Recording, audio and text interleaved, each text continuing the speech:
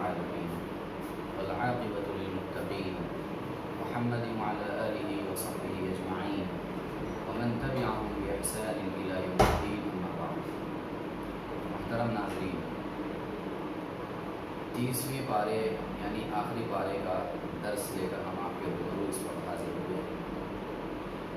30ویں پارے جس کا نام پارے ہے، اللہ تبارک و تعالیٰ نے سورت کے اندر، اس پارے کے اندر سب سے پہلی سورت جو ہے وہ سورۃ النبأ. سورۃ النبأ کے اندر اللہ تبارک و تعالیٰ نے قیامت کی ہولناکیاں بھی بیان کی ہیں. اسی طریقے سے اپنی نعمتوں کا بھی تذکرہ کیا ہے، جو ظاہری نعمتیں، سورج، چاند، بارش، یہ ساری نعمتیں جو اللہ تبارک و تعالیٰ نے انسانوں کو دی ہے اس کا تذکرہ کیا ہے. اسی طریقے سے آخرت میں متقیوں کو کیا انعام ملنے والا ہے اس کا بھی تذکرہ کیا، اپنی جلالت و عظمت کا بھی تذکرہ کیا. اور بالخصوص آخری آیت جو اس سورہ کی ہے اس میں اللہ تبارک و تعالیٰ نے کافروں کا ایک قول نقل کیا ہے. کہ قول کیا ہے؟ کافر روز قیامت کہیں گے یا لیتنی کنت ترابا، یقول الکافر یا لیتنی کنت ترابا، کہ کافر روز قیامت کہیں گے کہ اے کاش میں مٹی ہو جاتا، اے کاش میں مٹی ہو جاتا. یہ کافر روز قیامت آرزو کریں گے، اس بات کی تمنا کریں گے، اپنی زبان سے یہ بات کہیں گے. روز قیامت کی ہولناکی کو جب وہ دیکھیں گے، جب وہ اپنے عذاب کو اپنی نگاہوں سے دیکھ لیں گے، اور انہیں جب اس بات کا یقین ہو جائے گا کہ ہماری ہلاکت اب یقینی ہے، ہمیں ہلاک ہونا ہے، ہمیں برباد ہونا ہے، اور اللہ کے عذاب سے کوئی چھٹکارا ملنے والا نہیں ہے، اس وقت یہ آرزو ان کے دل میں پیدا ہوگی، یہ تمنا کریں گے کہ کاش وہ مٹی ہو جاتے. اور اس سے پہلے دنیا کے اندر جو وہ مر گئے تھے، ان کی جو موت واقع ہوئی تھی اور پھر مٹی میں قبر کے اندر انہیں ڈال دیا گیا تھا، تو ایسا ہوتا، کاش ایسا ہوتا کہ وہ مٹی ہی اس کا کام تمام کر دیتی، اسی میں وہ گل سڑ کر برابر ہو جاتے. یہ آرزو کریں گے. یا پھر اس وقت یہ آرزو کریں گے جب اللہ تبارک و تعالیٰ روز قیامت جانوروں کے درمیان فیصلے کرے گا. حدیث میں آتا ہے کہ پیارے نبی صلی اللہ علیہ وسلم نے فرمایا روز قیامت اللہ تبارک و تعالیٰ تمام جانوروں کے درمیان عدل و انصاف کا معاملہ کرے گا، ان کا بھی فیصلہ کرے گا، حتیٰ کہ بے سینگ، کسی بے سینگ والی بکری کو، بغیر سینگ والی بکری کو ایک سینگ والی بکری نے یا سینگ والے جانور نے مارا ہوگا، اللہ تبارک و تعالیٰ روز قیامت ان کے درمیان فیصلہ فرمائے گا، انصاف کرے گا، اور بے سینگ کی بکری کو بے سینگ کے جانور کو سینگ عطا کرے گا اور اس سے بدلہ دلوائے گا سینگ والے جانور سے، سینگ والی بکری سے. اور پھر اس کے بعد جب جانوروں کے درمیان یہ سارے فیصلے ہو جائیں گے، اس کے بعد اللہ تبارک و تعالیٰ کہے گا ان تمام جانوروں سے کہ تم مٹی ہو جاؤ، لہٰذا سارے جانور مٹی ہو جائیں گے، ختم ہو جائیں گے. تو اس وقت جب یہ کافر دیکھے گا کہ جانوروں کے ساتھ یہ معاملہ کیا گیا، انصاف کرنے کے بعد انہیں مٹی ہو جانے کا حکم دے دیا گیا اور وہ سب مٹی ہو گئے، تو وہ آرزو کرے گا کہ کاش میں بھی جانور ہوتا دنیا کے اندر اور میرے ساتھ بھی یہی معاملہ کیا جاتا اور میں بھی ان کی طرح مٹی ہو جاتا. اور کافر روز قیامت اس بات کا افسوس کریں گے اور یہ امید کریں گے، لیکن وہاں پر افسوس کرنے کا کوئی فائدہ نہیں ہوگا. لہٰذا دنیا میں اللہ تبارک و تعالیٰ نے عمل کا موقع دیا ہے، وہاں اپنی زندگی اور اپنے انجام کو بہتر بنانے کا موقع دیا ہے، لہٰذا دنیا میں رہتے ہوئے عمل کرنے کی ضرورت ہے. اس کے بعد سورۃ النازعات ہے. سورۃ النازعات میں اللہ تعالیٰ نے مختصر طور پر فرعون کا ذکر کیا ہے، اور فرعون نے لوگوں کو جمع کر کے کہا انا ربکم الاعلی، کہ میں ہی تمہارا سب سے بڑا رب ہوں. اس نے اپنے آپ کو رب کہا، بڑائی کا اعلان کیا، تکبر کیا. اللہ تبارک و تعالیٰ نے اسے پکڑ لیا، اللہ تعالیٰ نے اسے پکڑ لیا اور اسے سخت عذاب سے دوچار کر دیا، اسے ہلاک اور برباد کر دیا. اور اللہ نے کہا کہ اس میں لوگوں کے لیے، ڈرنے والوں کے لیے نصیحت ہے اور عبرت کے بہت سے پہلو ہیں. پھر اس کے بعد اللہ تعالیٰ نے زمین و آسمان کی تخلیق کا تذکرہ کیا ہے، اور زمین و آسمان کو کیسے بنایا، زمین کو کیسے بچھایا، یہ ساری تفصیلات اللہ نے بیان کی ہے، جو ہم آپ کے سامنے پارہ نمبر 24 کے درس میں اور اس کی تفسیر میں بیان کرائے ہیں. پھر اس کے بعد سورۃ التکویر ہے. سورۃ التکویر کے اندر اللہ تبارک و تعالیٰ نے قیامت کی ہولناکیاں بیان کی ہیں کہ قیامت سے پہلے دنیا کے اندر کیا ہوگا، کیسے حالات پیدا ہوں گے. اللہ نے کہا اذا الشمس کورت، جب سورج لپیٹ دیا جائے گا، جب ستارے بے نور ہو جائیں گے، جب پہاڑ چلائے جائیں گے، جب 10 ماہ کی حاملہ اونٹنی کو چھوڑ دیا جائے گا، وَإِذَا الْوُحُوشُ حُشِرَتْ، جب جنگلی جانور اکٹھا کیے جائیں گے، جب سمندروں کو بھڑکایا جائے گا، اور جب روحوں کو جانوں سے ملا دیا جائے گا، اسی طریقے سے جب زندہ درگور کی ہوئی لڑکی سے سوال کیا جائے گا کہ کس گناہ کے پاداش میں تمہیں زندہ درگور کیا گیا، جب صحیفے یعنی نام اعمال بچھا دیے جائیں گے، اسی طریقے سے جب جہنم بھڑکائی جائے گی اور جب جنت کو قریب کر دیا جائے گا، علمت نفس ما احضرت، اللہ فرماتا ہے کہ اس وقت ہر شخص اور ہر نفس جان لے گا کہ اس نے کیا عمل کیا ہوا ہے۔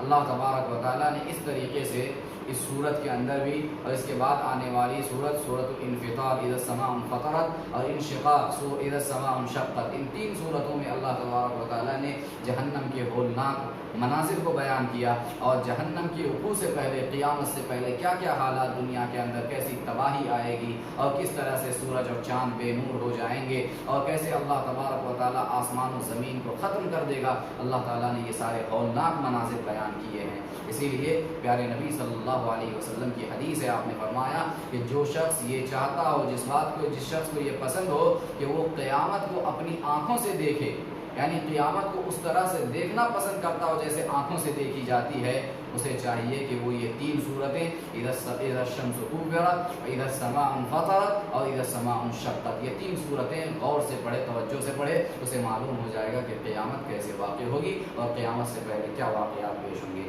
اس کے بعد اللہ تبارک و تعالیٰ نے سورۃ الانفطار میں ہدایت فرمایا وَإِنَّ عَلَيْكُمْ لَحَافِظِينَ كِرَامًا كَاتِبِينَ يَعْلَمُونَ مَا تَفْعَلُونَ، کہ یقیناً تم پر عزت دار نگران فرشتے مقرر ہیں اور تم جو کچھ بھی کرتے ہو وہ اس سے واقف ہوتے ہیں۔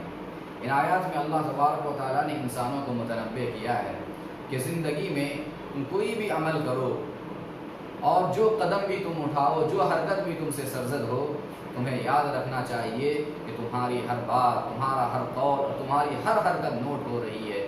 اللہ کے فرشتے تمہارے پاس مقرر ہیں، تمہارے پاس موجود ہے، جو ہر وقت موجود ہوتے ہیں، اور جو بات بھی تم اپنی زبان سے کہتے ہو، جو کام بھی اپنے اعضاء و جوارح سے کرتے ہو اور جو حرکت بھی تم سے سرزد ہوتی ہے، اللہ کے فرشتے ان تمام باتوں کو، ان تمام اقوال کو اور ان تمام حرکتوں کو نقل کرتے رہتے ہیں۔ اللہ تبارک و تعالیٰ نے یہ پیغام دیا ہے، لہٰذا سوچ سمجھ کر کوئی بھی قدم اٹھانا، سوچ سمجھ کر کوئی بھی بات کہنا اور سوچ سمجھ کر اپنی زبان سے کوئی قول صادر کرنا، اس لیے کہ اللہ کے فرشتے تمہاری ہر بات کو نوٹ کر رہے ہیں۔ اور اس سے پہلے بھی یہ مضمون سورہ قاف میں گزرا ہے، وہاں پہ بھی اللہ تبارک و تعالیٰ نے فرمایا عن الیمین وعن الشمال قعید، کہ انسان کے دائیں اور بائیں دو فرشتے موجود ہیں، اور اللہ تبارک و تعالیٰ کے حکم سے بندوں کی زبان سے جو کچھ بھی الفاظ نکلتے ہیں وہ اللہ کے حکم سے لکھ لیتے ہیں، اسے نوٹ کر لیتے ہیں، اور اللہ کے سامنے یہ ساری چیزیں روز قیامت پیش کی جائیں گی۔ اس کے بعد اللہ تبارک و تعالیٰ نے سورۃ المطففین کا آغاز ہوتا ہے۔ سورۃ المطففین میں اللہ نے فرمایا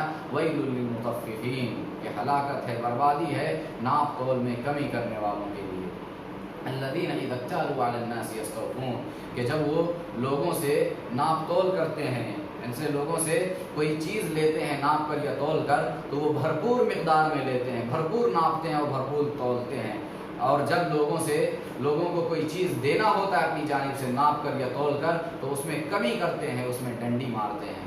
ان آیات میں اللہ تبارک و تعالیٰ نے ان لوگوں کو متنبہ کیا ہے جو بندوں کے حقوق کی حق تلفی کرتے ہیں، جو ناپ تول میں کمی کرتے ہیں۔ اللہ تبارک و تعالیٰ نے ایسے لوگوں پہ خطاب کرتے ہوئے کہا الا یظن اولئک انہم مبعوثون، کیا انہیں اس بات پر یقین نہیں ہے کہ وہ دوبارہ اٹھائے جائیں گے، لیوم عظیم، ایک ایسے عظیم دن میں، یوم یقوم الناس لرب العالمین، کہ جس دن ساری کائنات اور سارے لوگ اللہ کے سامنے کھڑے ہوں گے، اللہ تبارک و تعالیٰ ان کے سامنے ہوگا، قیامت کی ہولناکی ہوگی۔ کیا ایسے بڑے دن سے وہ ڈرتے نہیں ہیں؟ قیامت کی ہولناکی کیا ہوگی؟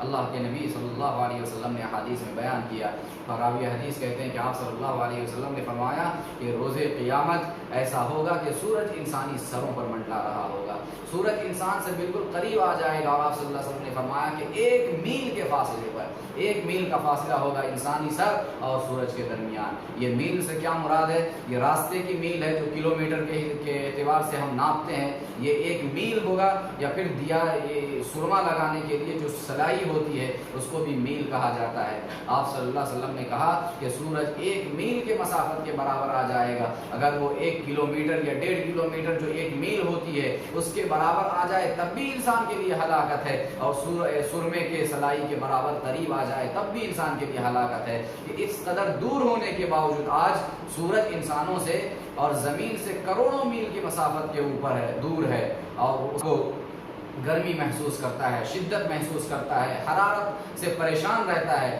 جب کروڑوں میل دور ہونے کے باوجود انسان کو سورج سے اس قدر تکلیف ہوتی ہے، اس کی گرمی سے، اس کی حرارت سے تکلیف ہوتی ہے، تو ذرا تصور کیجئے کہ جب سورج انسان کے سروں پر آ جائے گا، اس قدر قریب ہو جائے گا، اس وقت انسان کی کیا حالت ہوگی۔ اسی کیفیت کو بیان کرتے ہوئے پیارے نبی صلی اللہ علیہ وسلم نے کہا کہ جب سورج انسان کے سروں پر اور قریب آ جائے گا 1 میل کے برابر، تو انسانوں کی حالت یہ ہوگی کہ انسان اپنے اپنے گناہوں کے مطابق پسینے میں شرابور ہوگا، کسی کا پسینہ اس کے ٹخنوں تک ہوگا، کسی کا اس کے گھٹنوں تک ہوگا، اور کسی کا کمر تک ہوگا۔ اسی طریقے سے بعض لوگ تو ایسے ہوں گے جو پورے ان کے منہ تک، منہ میں لگام لگا ہوگا پسینوں کا، منہ تک یہ پسینہ پہنچا ہوا ہوگا۔ یہ قیامت کی ہولناکی ہوگی۔ اللہ تبارک و تعالیٰ فرماتا ہے کہ جو لوگ ڈنڈی مارتے ہیں، ناپ تول میں کمی کرتے ہیں، کیا انہیں ایسے دن سے ڈر نہیں لگتا؟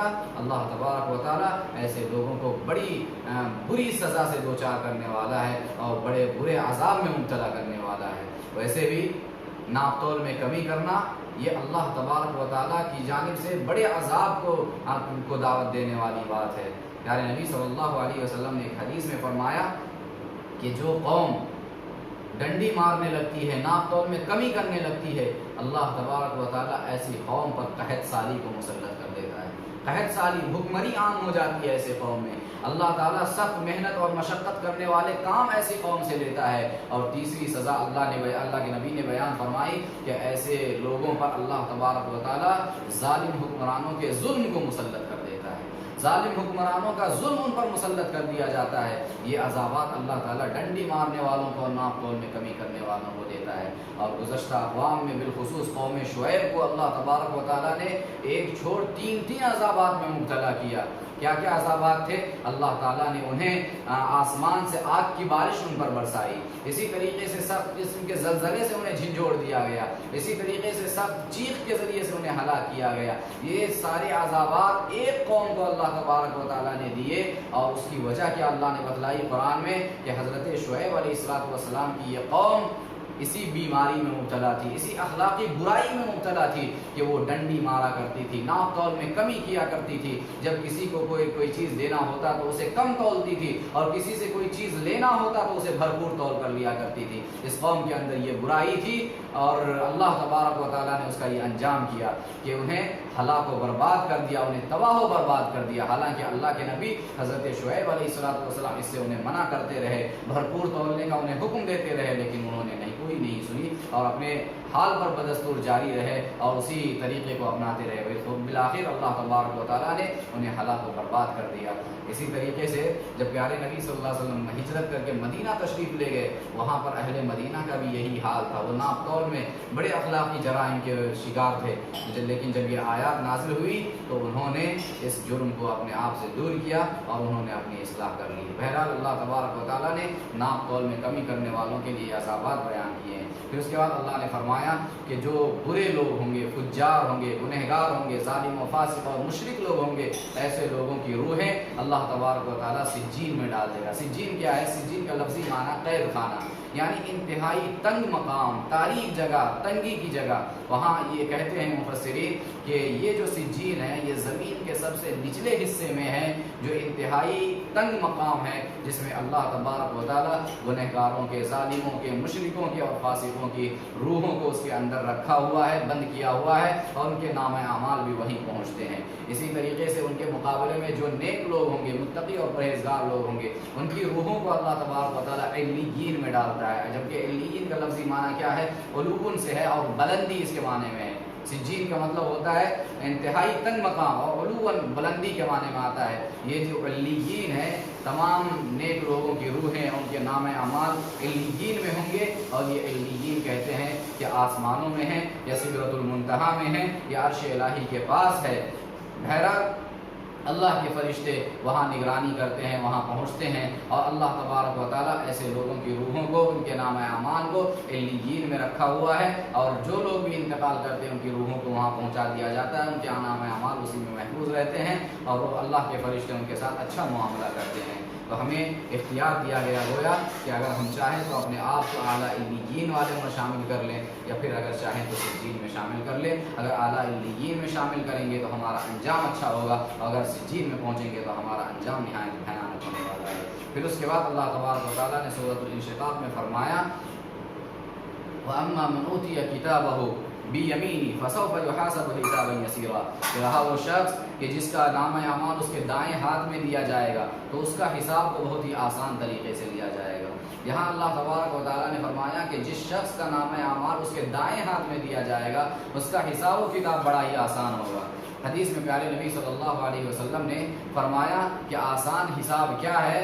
आसान हिसाब ये है कि अल्लाह तबारक व तआला बंदों से ये पूछेगा ही नहीं कि तुमने ये क्यों किया है। अल्लाह के सामने बंदों के नाम आमाल पेश किए जाएंगे, नेक बंदों के नाम आमाल पेश किए जाएंगे, साथ ही उनके गुनाह भी पेश किए जाएंगे, लेकिन अल्लाह ताला उनके गुनाहों को माफ़ कर देगा और कोई मुआखज़ा नहीं करेगा। ये आसान हिसाब है।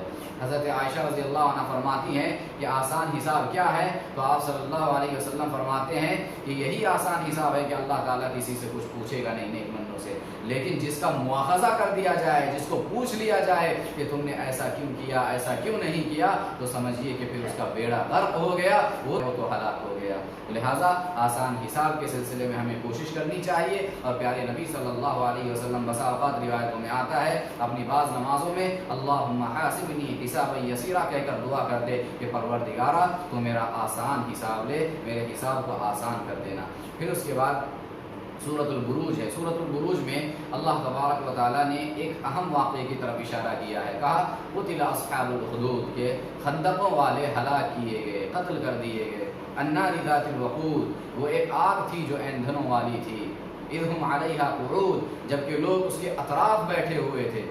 वहुम अला मा यफ़अलून बिल मुमिनीन शुहूद, और वो जो कुछ कर रहे थे मोमिनों के साथ वो उस पर उसे देख रहे थे अपनी निगाहों के सामने। फिर अल्लाह ने फरमाया वमा नक़मू मिनहुम इल्ला अन युमिनू बिल्लाहिल अज़ीज़िल हमीद, कि वो इन मोमिनों से किसी और बात का बदला नहीं ले रहे थे, महज इस बात का बदला ले रहे थे कि उन्होंने अल्लाह अज़ीज़ व हमीद पर ईमान ले आया था। अल्लाह पर ईमान लाने के पादाश में वो उन्हें आग में झोंक कर, खंदकों में झोंक कर अज़ाब दे रहे थे, सज़ा दे रहे थे। ये क्या वाक़या है? सही मुस्लिम की रिवायत में अल्लाह के नबी सल्लल्लाहु अलैहि वसल्लम ने इस वाक़े को तफसील के साथ बयान किया। वाक़या क्या है? कहते हैं कि गुज़श्ता ज़माने में एक बादशाह था और उसका एक जादूगर था, एक नुजूमी काहिन उसके पास मौजूद था।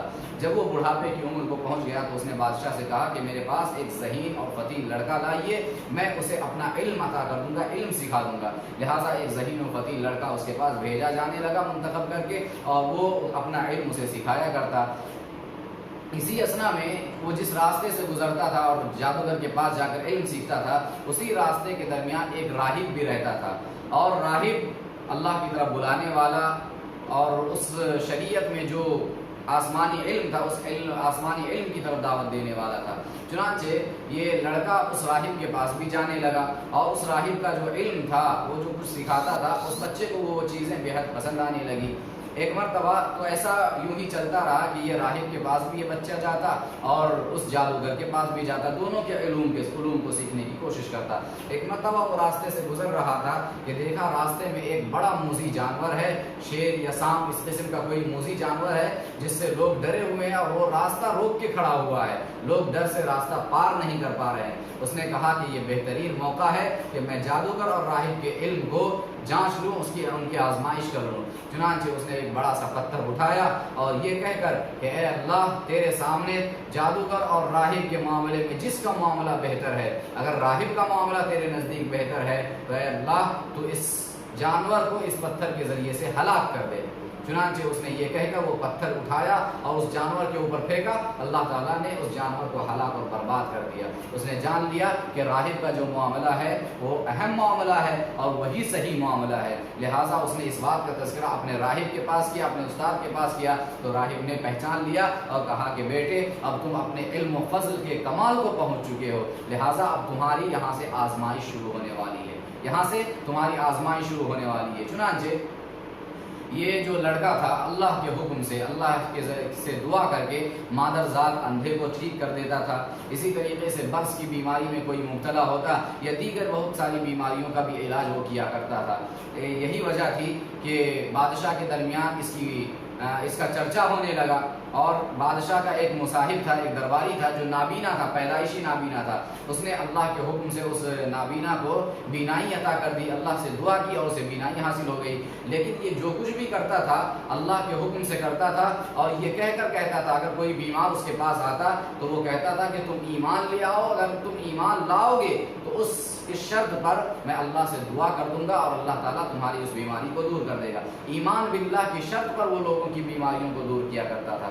چنانچہ جو لوگ آتے اسے اللہ کی طرف دعوت دیتا اور اس پر کی شرط لگاتا، تو لہٰذا وہ لوگ اگر ایمان قبول کرنے کی شرط لے لیتے، قبول کر لیتے، تو پھر وہ اس کے بعد ان لوگوں کی کے لیے دعا کرتا اور اللہ تعالیٰ اس کے ذریعے سے اسے شفا عطا فرما دیتا. چنانچہ یہ معاملہ جب بادشاہ کے پاس پہنچا تو اس کی پریشانی بڑھ گئی اور اس نے سوچا کہ اس لڑکے کو کسی نہ کسی ذریعے سے ختم کیا جائے.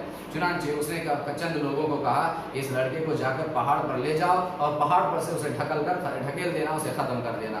اللہ تبارک و تعالیٰ نے جب یہ لوگ اسے لے کر پہاڑ پر پہنچے، اس لڑکے نے دعا کی اور اللہ تعالیٰ نے پہاڑ کے اندر لرزش پیدا کر دی، اس کے اندر لرزہ پیدا ہو گیا، ہلنے لگا پہاڑ اور وہ سارے کے سارے لوگ گر گئے پہاڑ سے اور مر گئے. یہ بچہ سلامت رہا، پھر دربار میں پہنچا.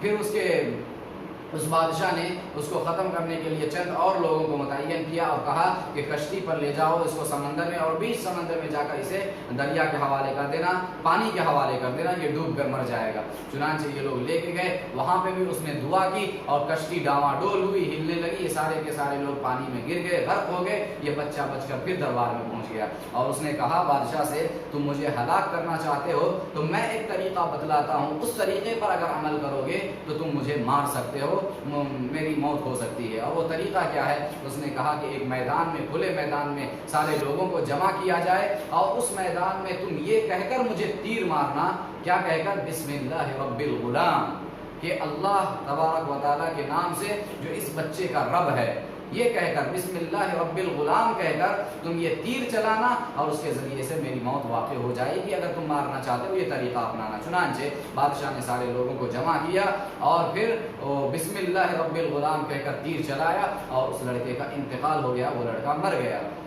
اب جب لوگوں نے یہ دیکھا کہ اس بچے کو مارنے کی بہت ساری کوششیں بادشاہ نے کی، بہت سارے حربے آزمائے لیکن وہ مار نہیں سکا، لیکن جب بادشاہ نے یہ کہہ کر مارا بسم اللہ کے نام سے جو اس بچے کا رب ہے، جب اللہ کا نام لے کر اس بچے کو مارا گیا تو یہ بچہ مر گیا، اس کا انتقال ہو گیا. تو لوگوں نے یہ سمجھ لیا کہ یقیناً اللہ اگر کوئی ہے، معبود اگر کوئی ہے تو بس اللہ واحد کی ذات ہے جو آسمانوں میں ہے. لوگوں کو اس بات کا یقین ہو گیا اور سارے لوگوں نے کہا کہ ہم اس بچے کے رب پر ایمان لے آتے ہیں. چنانچہ سارے لوگ مسلمان ہو گئے.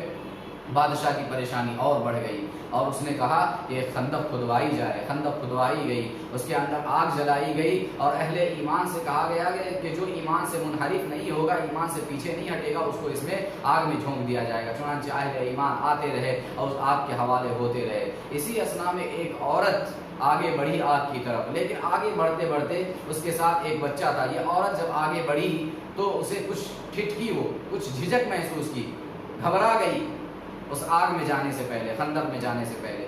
تو اس بچے نے جو ابھی شیرخوار بچہ تھا، دودھ پینے والا بچہ تھا، ماں کے گود میں تھا، اس نے کہا کہ اماں صبر کر، یقیناً تو حق پر ہے. کہا اماں تو صبر کر، یقیناً تو حق پر ہے، تو اس کے اندر جانے سے گریز مت کر، تو بے دھڑک اس کے اندر داخل ہو جا. چنانچہ وہ عورت اس کے اندر داخل ہو گئی.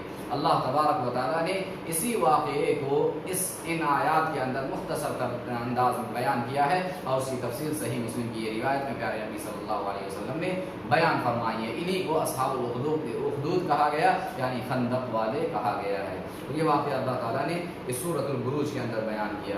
پھر اس کے بعد اللہ تبارک و تعالیٰ نے سورۃ الغاشیہ کے اندر جہنم کے ہولناکی کا تذکرہ کیا، پھر جنت کی نعمتوں کا بھی تذکرہ کیا اور انسانوں کو کائنات پر غور و فکر کرنے کا حکم دیا. کہا افلا ينظرون الى الابل كيف خلقت، کیا لوگ اونٹوں پر غور نہیں کرتے اونٹ جو عربوں کے اندر مشہور ایک بڑا اہم سواری کے طور پر استعمال ہوتا تھا، اللہ تعالیٰ نے اس کی بناوٹ کیسے کی ہے، اللہ نے اس کی تخلیق کیسے کی ہے، کیسے اسے جوڑا ہے، اتنا بڑا بھاری بھرکم جانور، اتنے بڑے جسامت والا، اور جتنا بھی بوجھ اس کے پاس اوپر ڈال دو وہ تھکتا نہیں ہے اور بوجھ کو لاد کر چلتا رہتا ہے، سواری کرواتا ہے۔ تو یہ اتنا بڑا جانور اللہ تبارک و تعالیٰ نے کیسے پیدا کر دیا، کیا لوگ اس بات پر غور و فکر نہیں کرتے ہیں؟ اسی طریقے سے کہا افلا ينظرون الى الابل كيف خلقت والى السماء كيف رفعت، کیا یہ لوگ آسمانوں پر غور و فکر نہیں کرتے کہ اللہ تعالیٰ نے بغیر ستون کے کیسے اسے کھڑا کر دیا ہے، والى الجبال كيف نصبت، پہاڑوں پر غور نہیں کرتے کہ اللہ تعالیٰ نے اسے زمینوں میں کیسے گاڑ دیا ہے میخوں کی طرح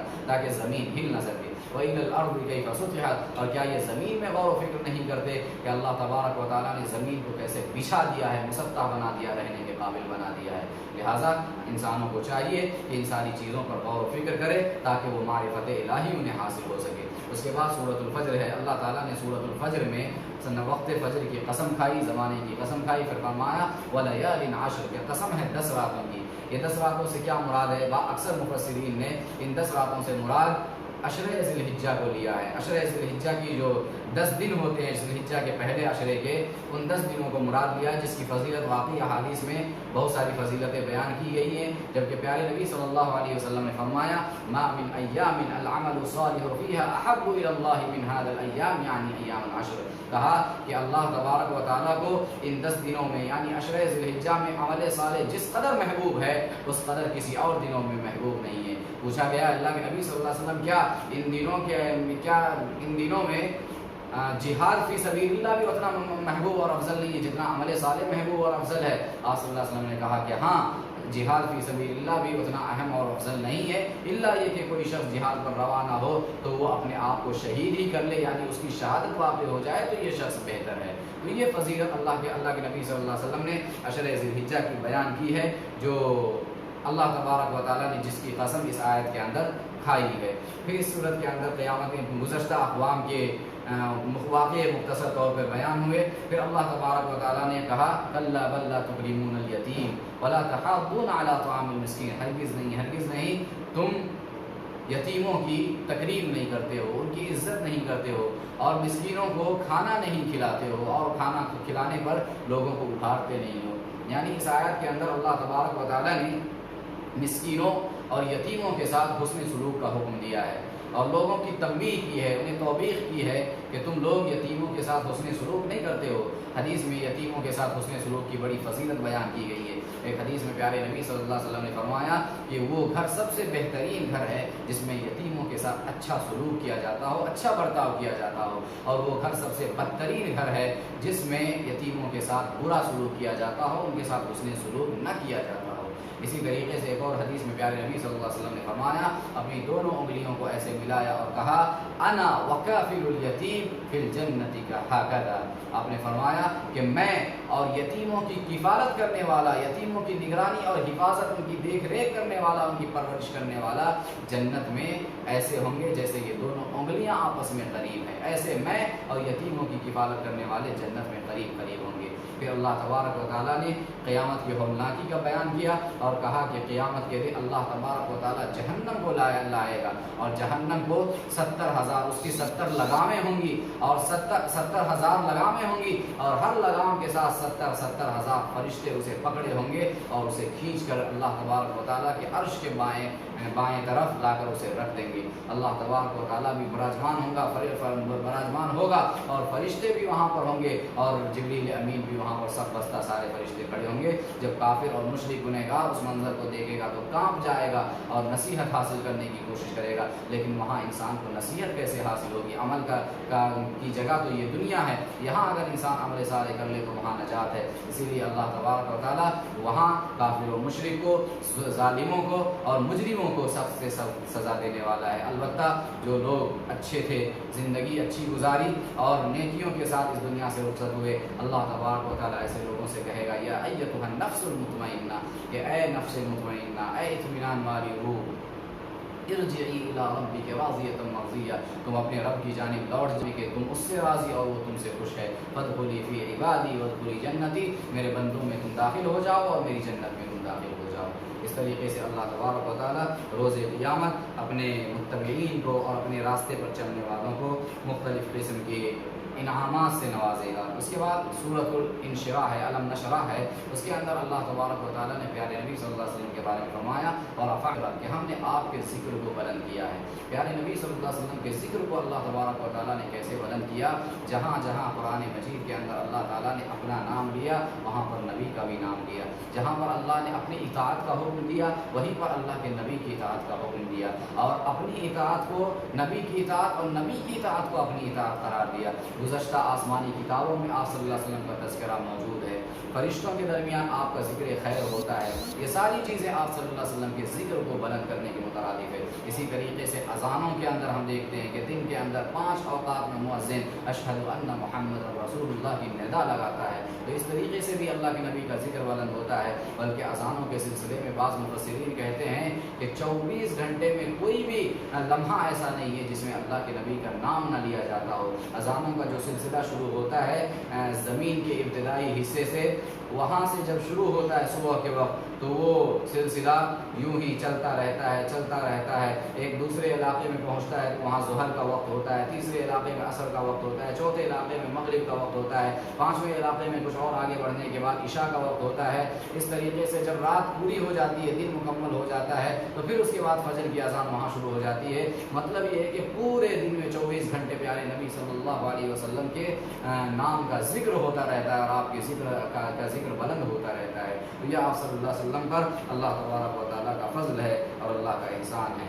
फिर उसके बाद सूरतुल असर है, सूरतुल असर, अल्लाह ने फरमाया वल अस्र इन्नल इंसान लफ़ी खुस्र। ये सूरतुल असर के अंदर अल्लाह तबारक व तआला ने इसकी बहुत सारी इस सिलसिले में बड़ी, इस सूरत के सिलसिले में मुफस्सिरीन ने बड़ी बातें की है और बहुत अच्छी अच्छी बातें बतलाई है कि ये सूरत जो है ये अपने आप में गोया बड़ी अहम और कुरान मजीद की एक जामे तरीन और मुख्तसर तरीन सूरतों में से एक है।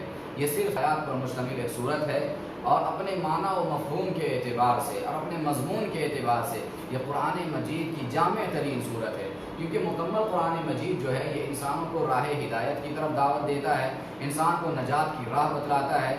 तो कुरान मजीद नजात की जो राह बतलाता है और रहनुमाई जिस राह की जानिब करता है, उसी रहनुमाई को और उसी नजात के रास्ते को अल्लाह तबारक व तआला ने हद दर्जा इख्तिसार और हद दर्जा जामियत के साथ इस सूरतुल असर के अंदर बयान फरमाया है, वही रास्ता बतलाया है।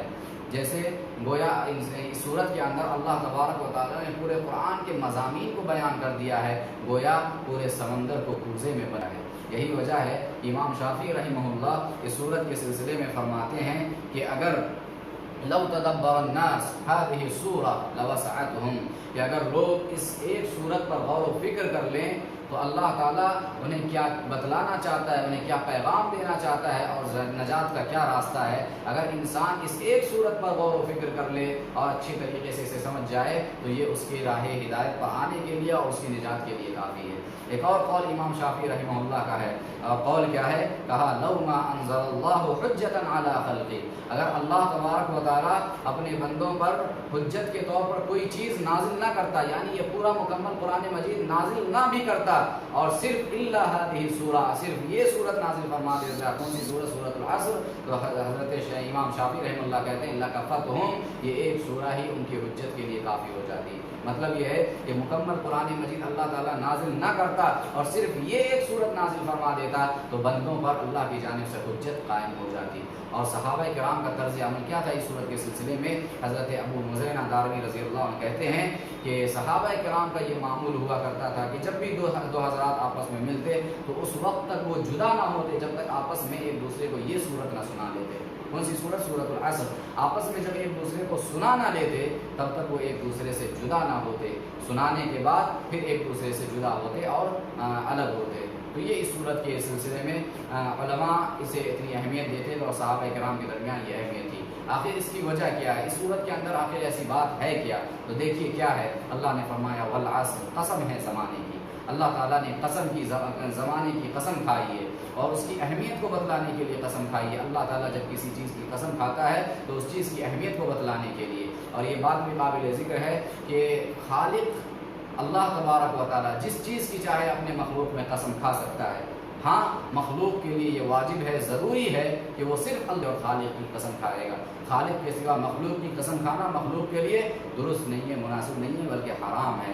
تو اللہ تبارک و تعالیٰ نے اس آیت میں زمانے کی قسم کھائی اور فرمایا ان الانسان لفی خسر، کہ یقیناً انسان خسارے میں ہے، یعنی مکمل کے مکمل خسارے میں، مکمل انسان، پورے کے پورے انسان خسارے میں ہے۔ اور خسارے کا مطلب کیا ہے، نقصان کا مطلب کیا ہے؟ یہ مطلب نہیں ہے کہ ہمیں تجارت و کاروبار میں جیسے کوئی بڑا کاروباری ہے تو اسے تجارت میں کاروبار میں 1,00,000 2,00,000 کا نقصان ہو جاتا ہے، پروفٹ نہیں ہو پاتا، لاس ہو جاتا ہے اس کا، تو یہ نقصان مراد نہیں ہے کہ تھوڑا بہت نقصان ہو گیا۔ نقصان یہاں خسارے سے مراد یہ ہے کہ مکمل نقصان، مکمل خسارہ، انسان کے پاس اس کے بعد کچھ بھی نہ بچے، سب کچھ ختم ہو جائے، یہ نقصان ہے اور یہ خسارہ ہے۔ اللہ نے کہا کہ سارے کے سارے انسان مکمل طور پر خسارے میں ہیں، خسارے میں ہیں، گھاٹے میں، نقصان میں ہے، سوائے چند لوگوں کے۔ کون لوگ؟ الا الذین آمنوا، جو لوگ 4 چیزوں کو اپنانے والے ہیں، 4 چیزوں پر عمل کرنے والے ہیں، وہ لوگ اس خسارے سے اپنے آپ کو بچا لینے والے ہیں۔ کون لوگ؟ الا الذین آمنوا، سب سے پہلا وہ شخص جنہوں نے ایمان لایا، جنہوں نے ایمان لایا وہ اپنے آپ کو اس خسارے سے بچا لیا۔ ایمان کیا ہے؟ ایمان اللہ تبارک و تعالیٰ کو اس کی عبادت میں، اس کی ذات میں، اس کی صفات میں اور اس کے افعال میں تنہا سمجھنا، اکیلا سمجھنا، یہ کیا ہے؟ ایمان لانا ہے، یعنی اللہ کی توحید کو قبول کرنا۔ بنیادی طور پر توحید کی 3 قسمیں ہیں۔ توحید ربوبیت ہے، اور توحید ربوبیت کا کیا مطلب ہے؟ توحید ربوبیت کا مطلب یہ ہے کہ یہ عقیدہ رکھنا کہ اس کائنات کا خالق، اس کا مالک، اس کا مدبر اور اس کے نظام کو چلانے والا صرف ایک اللہ ہے، صرف ایک رب ہے جو آسمانوں کے اوپر ہے، جو آسمان میں ہے، عرش پر مستوی ہے، وہی اکیلا اس کائنات کا خالق بھی ہے، اس کا مالک بھی ہے، اس کا رازق بھی ہے، اور ساری کائنات کے معاملات اسی کے ہاتھ میں ہیں۔ اس بات کا عقیدہ رکھنا عقیدہ توحید ربوبیت ہے۔ اور دوسری توحید کی قسم توحید اسماء و صفات، یعنی اللہ تبارک و تعالیٰ نے اور اللہ مجید کے اندر احادیث میں اللہ کی جو صفات بیان کی ہے، جو نام بیان کیے گئے ہیں، ان صفاتی ناموں کو سے بیان کیا گیا ہے، اس پر ایمان لے آنا، اس میں کسی قسم کی تعبیر، کسی قسم کی تحریف اور کسی قسم کی تشبیہ نہ دینا، جیسے بتلایا گیا ویسے ہی اس کو قبول کر لینا، اس پر ایمان لے آنا، یہ توحید کی دوسری قسم ہے جسے توحید اسماء و صفات کہا جاتا ہے۔ اور توحید کی تیسری قسم ہے توحید الوہیت۔ توحید الوہیت کا مطلب کیا ہے؟ کہ انسان تمام تر عبادات میں اللہ تبارک و تعالیٰ کو تنہا سمجھے اور ہر عبادت کا مستحق صرف اور صرف اللہ تبارک و تعالیٰ کو سمجھے، یعنی عبادات کی جتنی بھی شکلیں ہو سکتی ہیں وہ سب کے سب اللہ تبارک و تعالیٰ کے لیے ہے، اللہ کے سوا کوئی عبادت کا مستحق نہیں ہے، عبادت کے لائق نہیں ہے۔ نماز اسی کے لیے ہے، قیام اسی کے لیے ہے، رکوع اسی کے لیے ہے، سجدے اسی کے لیے ہے، نذر و نیاز اسی کے لیے ہے، قربانی اسی کے لیے ہے، یعنی ساری عبادت کی جتنی شکلیں ہو سکتی ہیں وہ سب کے سب صرف اللہ واحد کے لیے ہے اور وہی اس کا مستحق ہے۔ یہ عقیدہ رکھنا اور اس عقیدے پر کاربند رہنا یہ توحید ہے، اور توحید کی یہ 3 قسمیں بیان کی گئی۔ اور ایمان لانے کا صرف یہ مطلب نہیں ہے کہ زبان سے ایمان سے انسان لا الہ الا اللہ پڑھ لے، محمد رسول اللہ پڑھ لے اور اس کا ایمان مکمل ہو جائے گا۔ یہ ایمان اتنا ہی نہیں ہے، بلکہ ایمان کی تعریف کرتے ہوئے محدثین نے اور شارحین نے لکھا ہے اس کی 3 اس کے اسٹیپ ہیں اور 3 باتیں ہیں اس سلسلے میں، اس ضمن میں کہا اقرار باللسان، ایمان یہ ہے کہ انسان اپنی زبان سے اس بات کا اقرار کرے، اس عقیدہ توحید کا اقرار اپنی زبان سے کرے، یہ پہلا نمبر ہے۔ اور دوسرا نمبر کیا؟ تصدیق بالجنان، زبانی اقرار کے بعد وہ اپنے دل میں اس کی تصدیق کرے، یعنی دل سے اس کو قبول کرے، دل سے اس پر عمل کرے، اس عقیدے کو اپنائے۔ اور تیسری چیز کیا ہے؟ وعمل بالارکان، اعضاء و جوارح کے ذریعے سے اس عقیدے کے مطابق عمل کرے، جو عقیدہ اس کے اندر ہے، جس کا وہ اقرار کرتا ہے، جس کی وہ تصدیق کرتا ہے، عمل کے ذریعے سے اس عقیدے کو ثابت کرے۔ تو یہ 3 اسٹیپ ہے اور 3 اصول ہے، انسان اگر تینوں پر عمل کرے گا تب جا کے اس کا ایمان مکمل ہوگا۔ تو اللہ تعالیٰ نے کہا کہ وہ شخص ایمان سے جو لیس ہو جائے گا اللہ تبارک و تعالیٰ کے یہاں، وہ اپنے آپ کو خسارے سے بچا لینے والا ہے۔ اور ایمان کے اندر اور باتیں کیا ہے؟ ایمان کے 6 بنیادی طور پر ارکان ہیں: فرشتوں پر ایمان لانا، رسولوں پر ایمان لانا، آسمانی کتابوں پر ایمان لانا، اسی طریقے سے یوم آخرت پر ایمان لانا اور تقدیر کے خیر و شر پر ایمان لانا۔ یہ ساری چیزیں ہیں اور ان تمام پر اگر انسان ایمان لائے گا تب وہ حقیقی معنوں میں کامل مومن کہلائے گا۔ تو جو شخص ایمان لے آیا اللہ کے پاس وہ خسارے سے بچ جائے گا۔ اور دوسرے نمبر پر کیا ہے، اللہ نے فرمایا ان الانسان لفی خسر الا الذین آمنوا وعملوا الصالحات، وہ لوگ جو ایمان لانے کے بعد عمل صالح کرے۔ تو ایمان کے ساتھ عمل صالح کرنا یہ بھی ضروری ہے، اور صحیح عقیدہ انسان کو عمل صالح کی طرف دعوت دیتا ہے۔ انسان اگر صحیح عقیدے کا حامل ہوگا تو وہ عمل صالح کی طرف از خود آگے بڑھے گا اور عمل صالح کرے گا۔ اور قرآن مجید میں اللہ تعالیٰ نے مختلف مقامات پر اس چیز کو ملا کر بیان کیا کہ من عمل صالحا من ذکر او انثی وهو مؤمن، کہ جو شخص عمل صالح کرے گا، خواہ وہ مرد ہو کہ عورت، اور اس حال میں کرے کہ وہ مومن ہو، ایمان کی حالت میں ہو، تو اللہ تبارک و تعالیٰ اسے اچھی زندگی عطا کرے گا، بہترین اور خوشگوار زندگی عطا کرے گا۔ تو عمل کے ساتھ ساتھ ایمان کے ساتھ ساتھ عمل صالح کو لازم کرے۔ اور چوتھی چیز کیا ہے، وَتَوَاصَوْا بِالْحَقِّ، تواصی بالحق، حق پر حق کی وصیت کرنا لوگوں کو۔ حق یعنی جو بھی حق کے معاملات ہے، سچائی کا معاملہ ہے، ان تمام چیزوں کو اپنانا، یہاں تک کہ اس حق کے اندر دین کی دعوت بھی شامل ہے۔ اللہ تعالیٰ حق ہے، اللہ کی طرف بلانا، لوگوں کو بھلائی کا حکم دینا، برائی سے روکنا، یہ بھی حق ہے، اور یہ سب سے بڑا حق یہی ہے، لہٰذا اس کی دعوت دینا، اس کی وصیت لوگوں کو کرنا، یہ اگر انسان کرتا ہے تو اپنے آپ کو خسارے سے بچا لیتا ہے۔ وَتَوَاصَوْا بِالصَّبْرِ، اور چوتھی چیز کیا ہے، تواصی بالصبر ہے، یعنی ایک دوسرے کو صبر کی وصیت کرنا، صبر کی تلقین کرنا۔ صبر کا تو ویسے بہت وسیع مفہوم ہے۔ انسان اگر اللہ کی اطاعت و فرما برداری کر رہا ہے، اطاعت و فرما برداری کے راہ پر گامزن ہے، اور شیطان اسے ورغلاتا ہے، عبادت سے دور کرتا ہے، تو اس پر صبر کرنا، شیطان کے بہکاوے میں نہ آنا اور عبادت پر گامزن رہنا، اطاعت و فرما برداری کرتے رہنا، یہ بھی صبر ہے۔ اسی طریقے سے نفس انسان کو برائی کی طرف مائل کرتا ہے، برائی کی دعوت دیتا ہے، برائی کی طرف مائل نہ ہونا اور بھلائی پر قائم رہنا، یہ بھی صبر ہے۔ اسی طریقے سے کوئی مصیبت، کوئی تکلیف پہنچتی ہے، اس پر جزا فضا نہ کرنا، گریہ گزاری نہ کرنا، یہ بھی صبر ہے۔ اسی طریقے سے ہم دعوت و تبلیغ کرتے ہیں، دین کی دعوت دیتے ہیں، اور اسلام میں تکلیفوں کا آنا، مصیبتوں کا آنا ناگزیر ہے، ضروری ہے، لہٰذا اگر تکلیف آئے تو ان پر صبر کرنا، یہ بھی صبر ہے۔ لہٰذا جو شخص صبر کے ان مفہوموں کو اور ان تقاضوں کو پورا کرے گا، اللہ تبارک و تعالیٰ کے نزدیک ایسا شخص بھی اپنے آپ کو خسارے سے بچا لے گا۔ یہی وجہ ہے کہ اللہ تبارک و تعالیٰ نے قرآن مجید کا پورا خلاصہ اور نچوڑ اس صورت کے اندر بیان کر دیا۔ جو ایمان لائے گا، عمل صالح کرے گا، لوگوں کو حق کی وصیت کرے گا اور صبر کی وصیت کرے گا، ان چار چیزوں کو جو اپنا لے گا، اللہ تبارک و تعالیٰ اسے کامیاب کر دے گا، اسے بامراد کر دے گا، وہ اپنے آپ کو خسارے سے بچا لے گا۔ یہی وجہ ہے کہ صحابہ کرام اور دیگر ائمہ سلف اس صورت کو اس قدر اہمیت دیتے تھے۔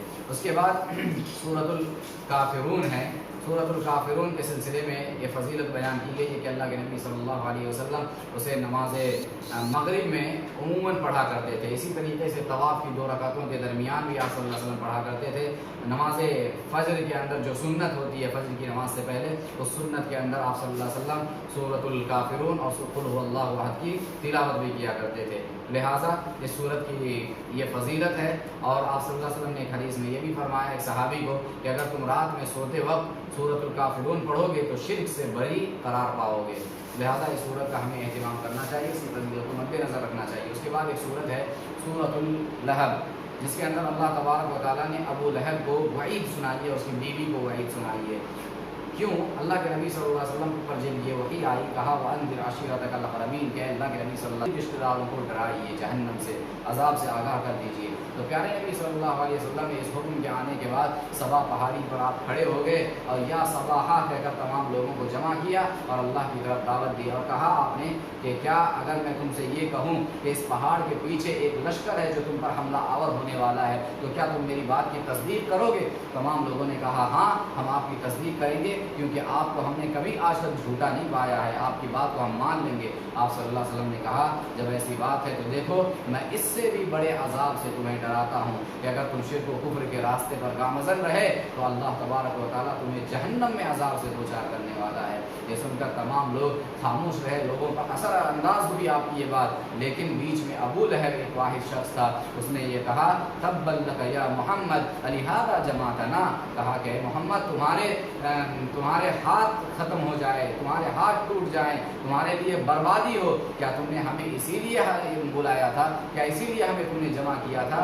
अल्लाह तबारक व तआला ने उस वक्त ये सूरत नाजिल फरमाई और उसके अंदर उसके लिए वईद बयान फरमाई। उसके बाद सूरतुल इखलास है, सूरतुल इखलास, कुल हुवल्लाहु अहद। ये अल्लाह तबारक व तआला की तौहीद पर मुश्तमिल एक छोटी सी सूरत है। इसकी फजीलत में प्यारे नबी सल्लल्लाहु अलैहि वसल्लम ने इसे सुलुसुल कुरान करार दिया कि ये 1/3 कुरान है, 1/3 है कुरान का, लिहाजा इसको पढ़ना चाहिए और ये फजीलत हासिल करना चाहिए। इसी तरीके से बाज़ सहाबा इकराम का ये मामूल था कि वो अपनी हर नमाज में दूसरी सूरत के साथ इस सूरत को भी मिलाकर पढ़ते थे। तो प्यारे नबी सल्लल्लाहु अलैहि वसल्लम ने कहा कि तुम्हारी इस सूरत से तुम्हारी ये मोहब्बत तुम्हें ज़रूर जन्नत में दाखिल करवाएगी। तो ये इस सूरत की फजीलत है। उसके बाद इस सूरत का नुज़ूल क्यों हुआ, तो ये शान नुज़ूल इस सूरत का बयान किया गया है कि एक मरतबा मुशरिकीन ने प्यारे नबी सल्लल्लाहु अलैहि वसल्लम से कहा कि तुम अपने रब का नसब बयान करो, नसब नामा बयान करो। तो उस वक्त अल्लाह तबारक व तआला ने ये आयत नाज़िल फरमाई कि अल्लाह एक है, वो बेनियाज है, न उसकी कोई औलाद है, न वो किसी की औलाद है, और न कोई उसका हमसर है, कोई उसका शरीक है। यानी अल्लाह तबारक व तआला का तुम नसब बयान करने को कह रहे हो, जबकि अल्लाह तबारक व तआला के न कोई औलाद है, न वो किसी की औलाद है, तो भला उसका नसब कैसे हो सकता है।